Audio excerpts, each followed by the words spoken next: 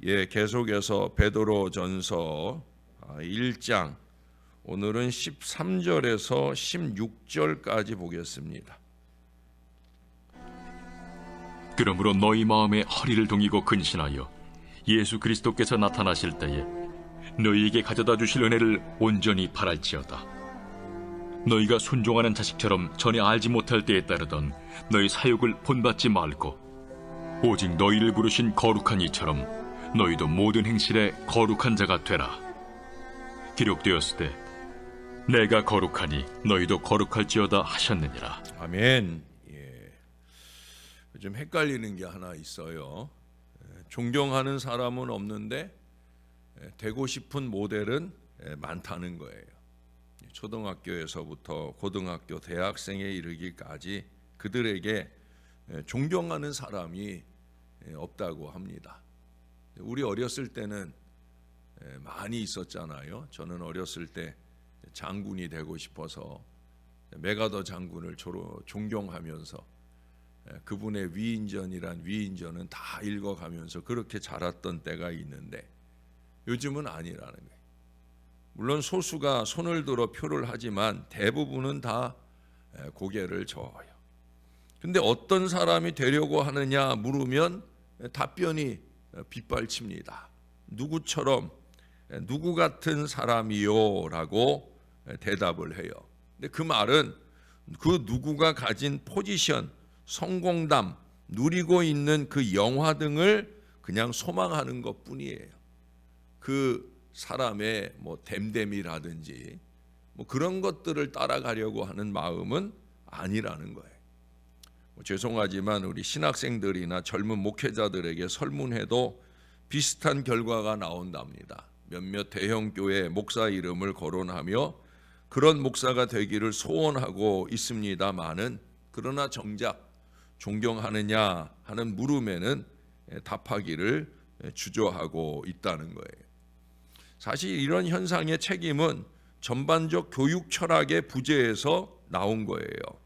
가정에서도 학교에서도 존경할 만한 인물을 그려주지 못했고, 아니 존경할 마음을 갖지 못하도록 만들어 왔다는 거예요. 가정에서도 학교에서도 심지어 교회에서조차 지도자에 대한 언어적 폭력이 난무합니다. 물론 지도자가 듣도록 언어적 폭력을 쓰는 게 아니라 자기들끼리 가정 안에서도 애들 데리고 아버지 흉보고 엄마 흉보고, 그러니까 아버지 엄마를 존경할 마음이 들겠습니까? 그게 상대방 배우자만 끌어내리는 게 아니라 자기를 끌어내린다는 걸 알지 못해. 그건 교회에서도 마찬가지일 수 있죠. 그러니 아이들이 신앙이 제대로 자라겠습니까? 웬만큼 자라가면 저런 목사 밑에서 뭐 신앙하느냐 하고 교회를 떠나가거나 아니면 아예 신앙생활을 하지 않는 자식들이 결국 누가 만든 거냐? 집에서 내가 만든 거예요. 우리가 만들어 가는 거예요. 지난 역사를 극복하려는 과정에서 우리는 지나칠 정도로 정치, 사회, 종교 지도자들을 비하시키며 비판했어요. 그게 이제 오늘날 우리 사회의 위기가 되고 있다는 거예요. 끌어내릴 때는 재밌고 좋았는데 결국은 남는 게 없는 우리의 현실을 만나게 되었다는 거죠. 영웅의 자리를 없애버리고는 영웅을 그리워하고 있는 거예요. 얼마나 영웅이 목말랐으면 우리가 20여 년 전에 그 외국인 축구 감독 히딩크가 우리 대한민국의 영웅이 되었겠습니까? 그만큼 영웅 부재의 시대를 우리가 살고 있는 안타까운 시대라는 거예요. 그런 우리에게 오늘 본문의 13절을 보시면 너희 마음에 허리를 동이고 근신하여 예수 그리스도께서 나타나실 때에 너희에게 가져다 주실 은혜를 온전히 바랄지어다. 은혜를 온전히 바라는 신앙을 촉구합니다. 그냥 받으면 받고 아니면 말고가 아니에요. 은혜 받기를 간절히 사모하라 하는 말씀이에요. 그러면서 그 이하 말씀에서 은혜를 온전히 바라는 신앙의 모습을 세 가지 정도 나열을 해요. 가장 먼저 말씀하는 것이 15절 하반절에 너희도 모든 행실에 거룩한 자가 되라 말씀합니다. 거룩한 자, 신령한 자가 되라. 그런데 그 거룩함에 있어 전제가 있잖아요. 뭐라고 그래요? 오직 너희를 부르신 거룩한 이처럼 본받음을 말씀하고 있는 거죠. 신약 성경의 복음서는 나를 따라오너라, 예수님의 그 부름과 그 부름에 응답하여 예수님의 제자가 된 사람들에게 일어난 사건 기록입니다. 예수님을 따라서 예수님을 본받고자 따라간 제자들의 제자도, 어제도 제자도 얘기를 했잖아요. 제자도. 그게 바로 복음서예요. 복음서 후에 서간문들을 보면 내가 그리스도를 본받은 자 된 것 같이 너희는 나를 본받는 자 되라. 고린도전서 11장 1절에 이 말씀이 이게 중심 메시지예요. 바울의 서신만 아니라 우리가 지금 야고보 서신도 보았고 지금 베드로 서신도 보지만 다 똑같은 얘기를 해요. 그리스도를 본받는 자 된 것 같이 너희는 나를 본받는 자 되라. 근데 사실은 나를 본받는 게 아니라 그리스도를 본받아라. 이것이 바로 성경에서 보여주는 교육 철학입니다. 여러분, 우리 기독교 교육은 본받음입니다. 본받음. 우리가 잘 신앙하며 살아야 되는 거예요. 가정에서도 교회에서도 여러분, 우리가 잘 신앙하며 살아야 됩니다. 중세 시대의 최고 교육서가 바로 그리스도를 본받아라고 하는 토마스 아켄피스의 책입니다. 여러분, 이 책 정도는 한번 읽어야 돼요. 중세 그 시대는 성경을 가질 수 없는, 평신도는 성경을 갖지 못하는 시대예요. 근데 성경을 갖지 못하는 시대에 토마스 아켄피스의 이 그리스도를 본받아라는 이 책들은 다 하나씩 갖고 있었다. 그만큼 성경 다음으로, 아니 어쩌면 성경보다 더 많이 읽히면서 그리스도를 본받기 위해서, 어쩌면 그래서 종교개혁이 일어나지 않았겠나. 그게 이제 1400년대 후반쯤에 써진 책이니까 1500년에 종교개혁이 일어나게 된 바로 밑거름도 되어지지 않았겠나 하는 생각을 합니다. 오늘 설교 본문에서 베드로 사도 역시 그렇게 말씀하시고 있어요. 오직 너희를 부르신 거룩한 이처럼 너희도 모든 행실에 거룩한 자가 되라. 기록되었으되 내가 거룩하니 너희도 거룩할지어다 하셨느니라. 복음 요리의 기초를 잘 다진 후에 거듭났다고 하면 그 이후에는 그리스도를 본받아 살아가려고 하는 영적 의지를 키워주는 것, 다시 말해 영부림치며 사는 것이 되어야 한다는 거예요. 자, 그러면 먼저 우리가 본받아야 할 그리스도의 모습은 무엇이겠느냐 하는 겁니다. 그것은 자기를 부수어 우리를 살리신 희생입니다. 본문 앞에 11절에 그리스도에 대한 선지자들의 연구에 대해 말씀하면서 그리스도의 영이 그 받으실 고난과 후에 얻으실 영광을 미리 증거하였다 말씀합니다. 그리스도는 고난을 통하여 영광을 얻으신 분이에요. 우리는 그 고난 받는 희생을 본받아 거룩해질 수가 있는 거예요. 그리스도의 고난을 가장 잘 형상화한 것이 뭐냐? 바로 성만찬입니다. 성만찬.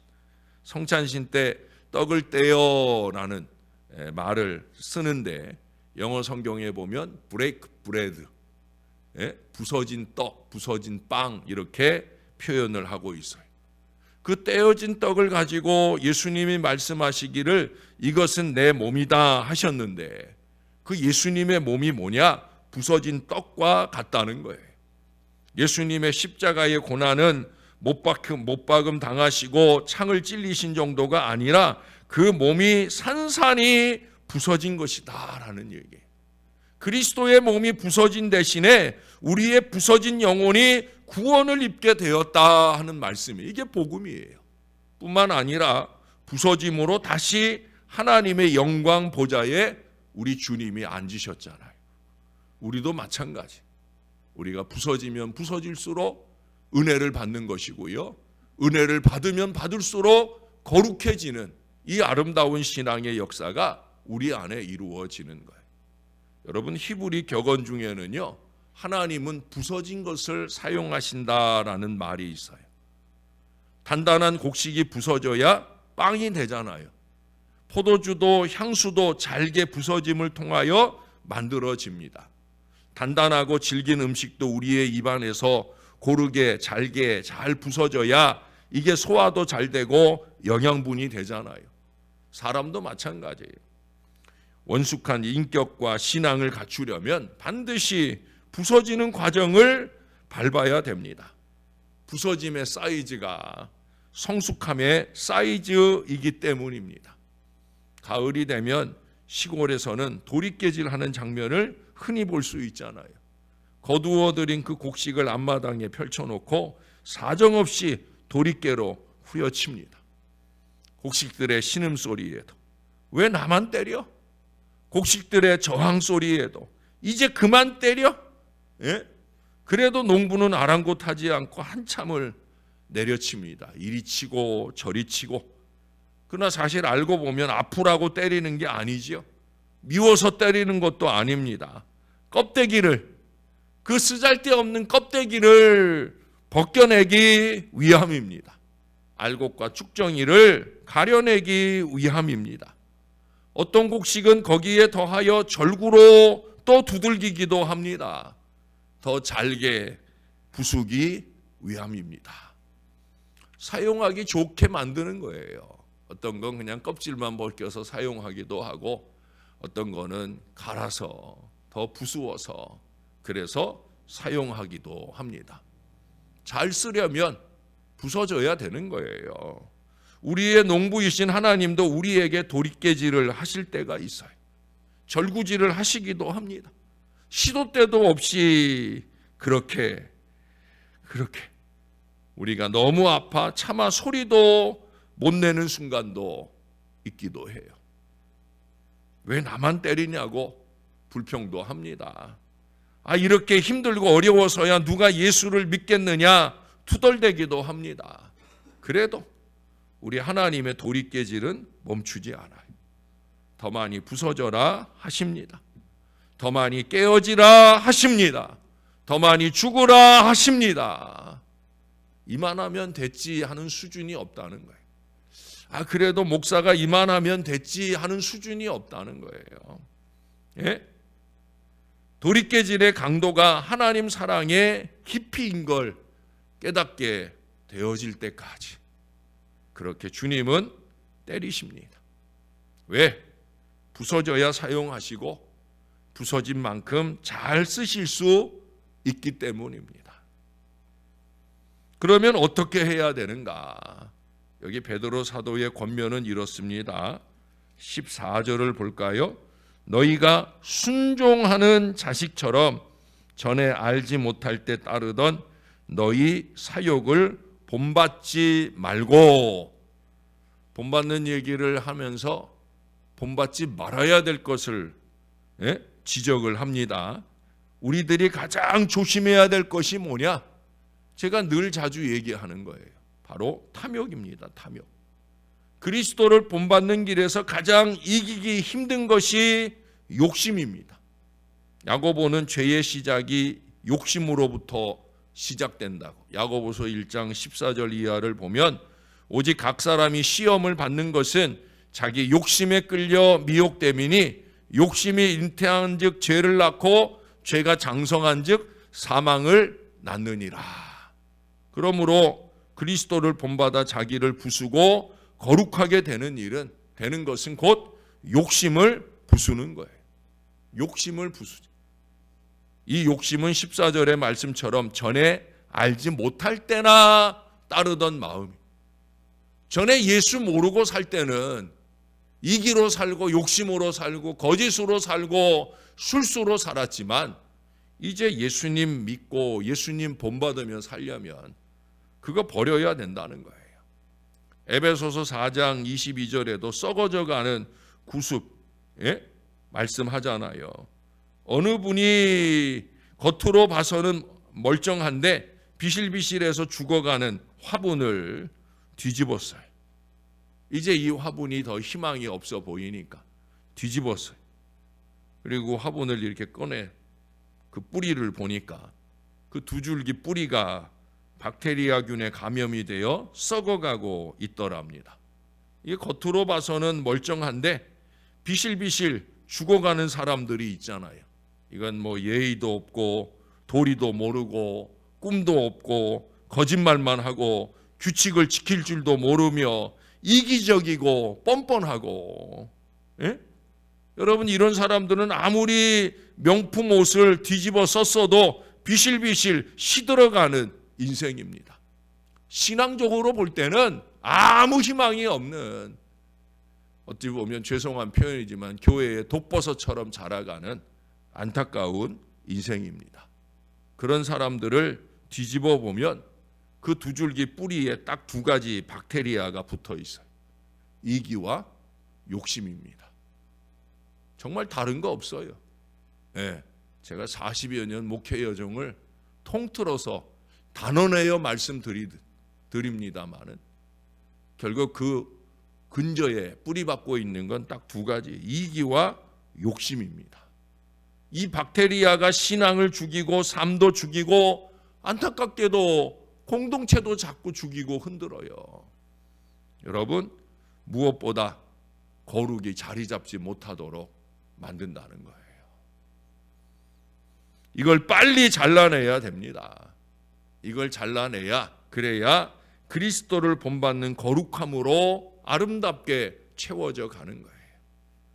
사랑하는 여러분, 저와 함께 부서질 것 더 부서지고 잘라낼 것 더 잘라내고 그렇게 우리 그리스도를 본받고 그 길을 잘 따라가는 주님의 참 제자들이 될 수 있기를 우리의 구주 되시는 예수님 이름으로 간절히 축원합니다. 기도하겠습니다.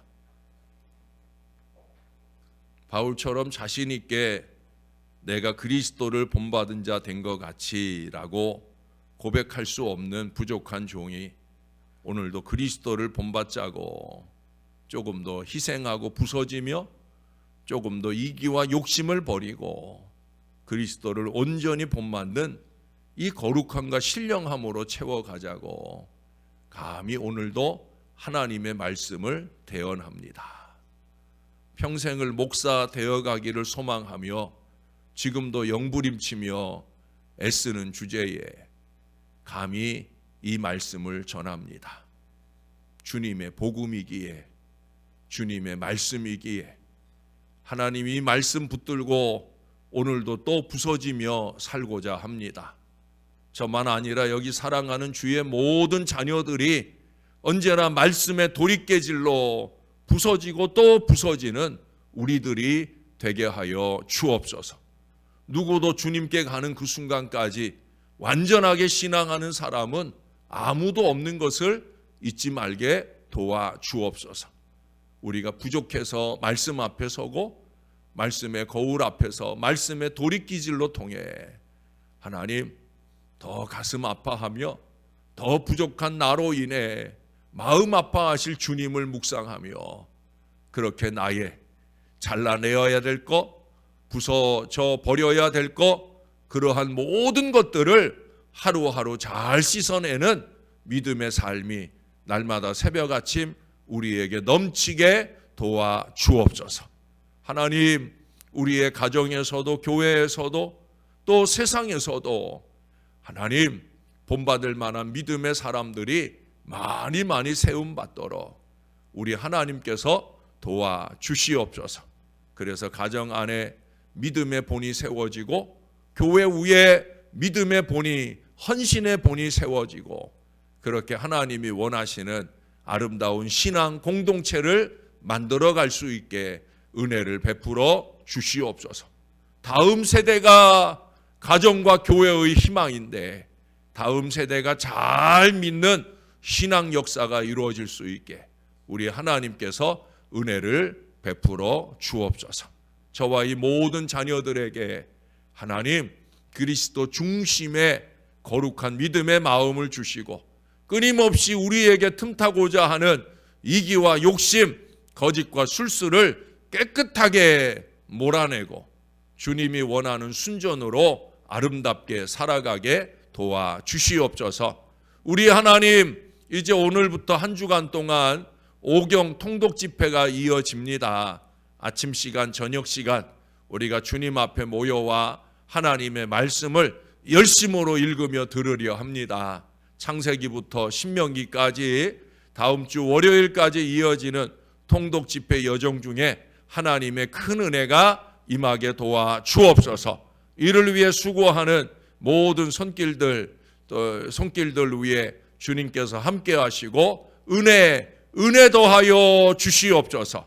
이제 오늘 입원해서 내일 세 번째 항암 치료를 받는 주의 자녀도 있습니다. 아버지 꼭 붙들어 주시고 근본의 이 어려운 기회를 통하여 예수 열심히 믿게 되고 의지하는 좋은 기회가 되게 하시고 주님 의지하고 승리하는 복된 여정이 되도록 은혜 베풀어 주시옵소서. 주님이 만져주실 줄로 믿습니다. 주님이 치유해 주실 줄로 믿습니다. 여정만 아니라 모든 연약한 주의 자녀들의 육신을 주님의 능력으로 더딥혀 주시옵소서. 감사합니다. 예수님 이름으로 기도합니다. 아멘.